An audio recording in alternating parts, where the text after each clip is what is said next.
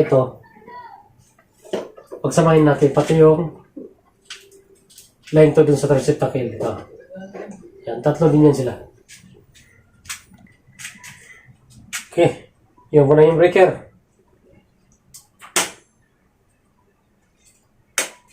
Yun.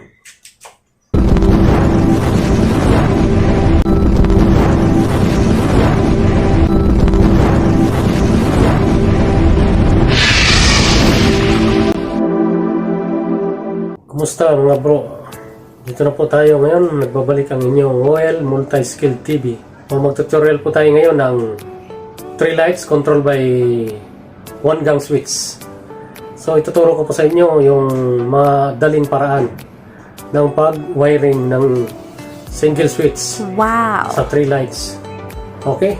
So ito po ang ating mga materials na gamitin. Mayroon po tayong tatlong receptacle. May kakabit natin dito, no? Yan. Tapos meron po tayong single switch. Saka yung ating wire. Okay? So, simulan ko na po. Maglagay tayo ng wire. Yung wire natin dito, isang diretso lang. I-diretso lang natin to.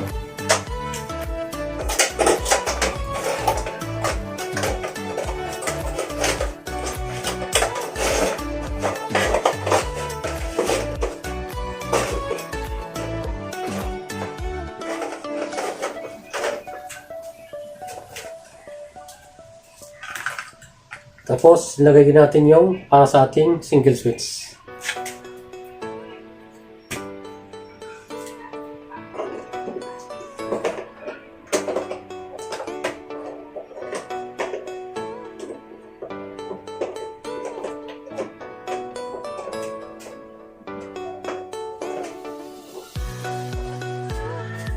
Okay. Unahin natin ilagay yung ating isang receptacle dito na may ilaw. Ito po. Unahin natin to. Lagyan pala natin marking yung magkabilang dulo nito, mga bro.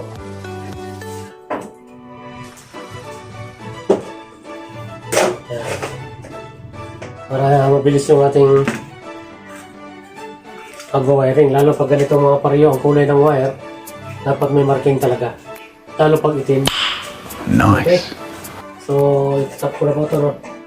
Ito, yung may marking dito, hindi na makita kasi itim na. Yung marking po ito, itap din natin doon sa may marking dito. Ating wiring dito. Simulan ko na.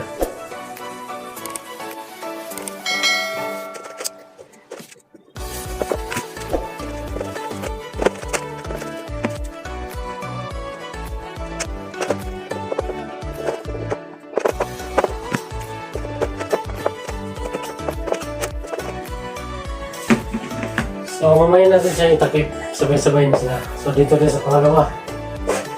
Dito sa pangalawa, hindi natin ito putulin.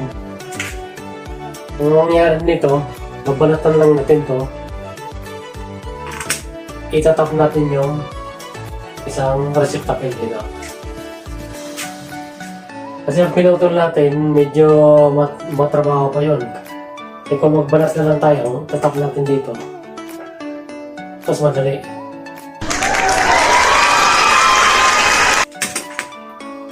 Okay.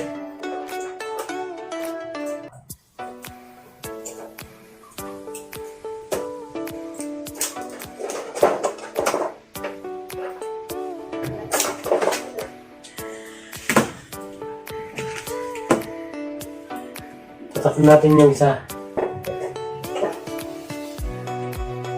Kung may marking naman, doon pa rin sa kabila. Ito, ma-check naman natin dito.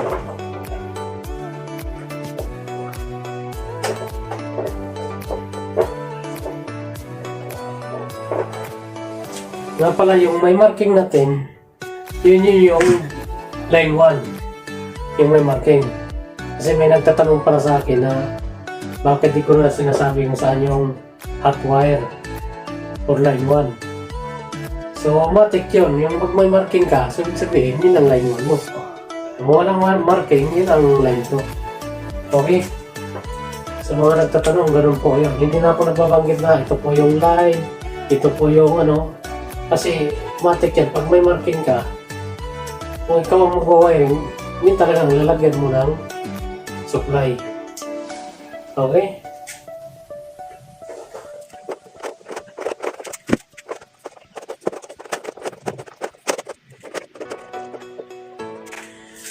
Saka pag nag-top pala kayo, nag-dumper pala kayo nito, saka pati itong wire nyo, ito, i-twist nyo muna dito, pasok nyo dito. Yan ang, di ba kita? Ayan o. Yan. Twist nyo muna dyan, pag ganyan. Tapos saka muna i-plug na ganyan. Yan. Kaya naka-twist to. Okay? Saka muna i-plug na ganyan. Para hindi talaga siya mag-lulus. Kasi pagka nakalambitin lang na ganyan, ipulupot na ganyan, malulus yun. So ito, pag-twist mo ng ganyan,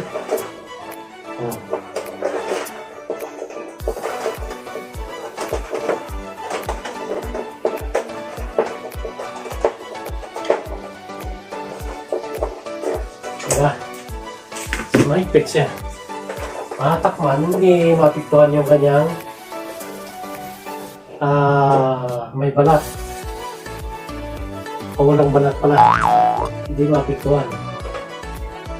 So, hindi talaga siya maglulos.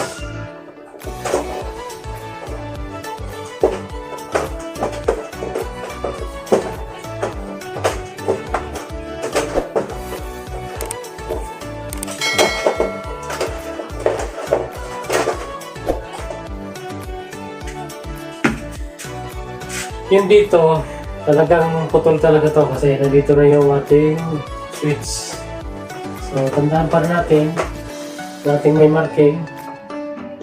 Pagdating naman ito sa switch, yun naman yun ang ating lalagyan ng supply. Pagdating sa switch, yung pinaka-traveler niya, itong puti na to, puti na yan, ito yung magiging traveler niya na i-splice natin doon sa may marking natin sa kulay green na to. Saka yung puti, yan ang magkasama. Kasi itong dilaw na to, yun yung kukuha ng supply doon sa ating main breaker. Okay? Paunahin pala natin yung ating supply.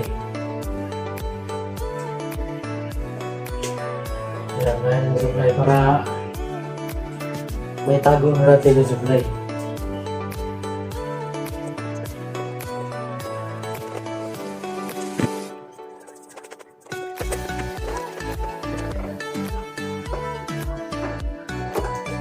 So, yung supply natin, yung kulay dilaw, nakatap na sa supply. So, nakatap na sa supply, bababa na siya sa switch. Pagbaba sa switch, aakyat dito siya sa puti. Isama na rin natin itong isang receptacle natin. Yung may marking sa receptacle, saka may marking doon sa traveler. Yan, yung dalawa na to. Yung puti at saka itong green na to, isama natin itong may marking sa receptacle.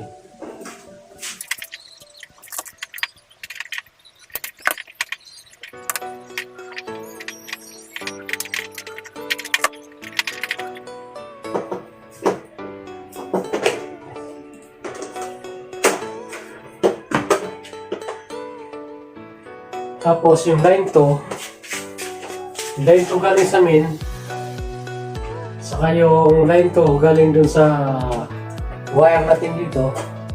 Yan. Saka ito. Pagsamahin natin pati yung line 2 dun sa receptacle. Yan. Tatlo din yan sila.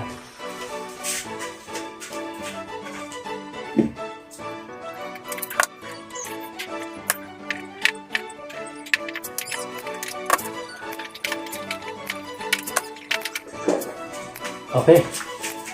So, pwede natin siyang i-close.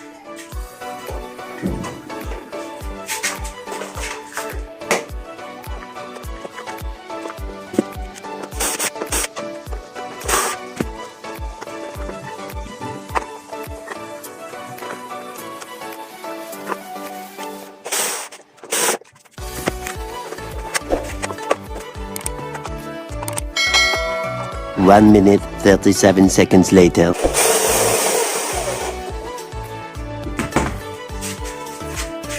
Okay.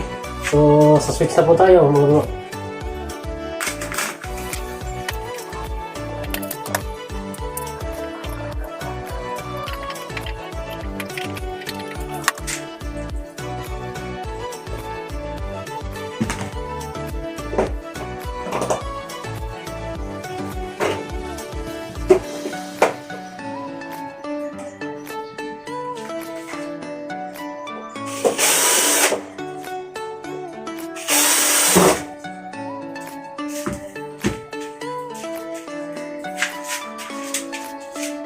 Takpan ko muna.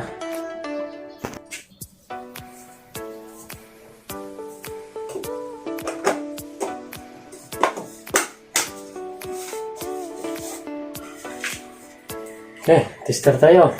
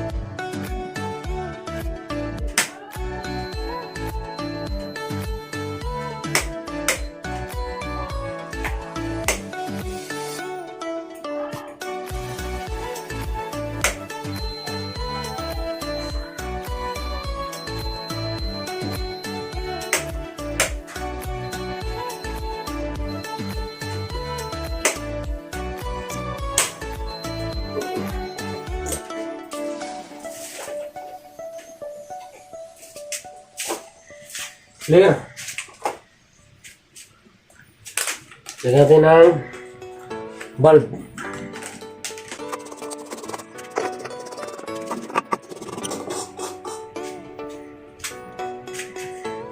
Okay. Yun po na yung breaker.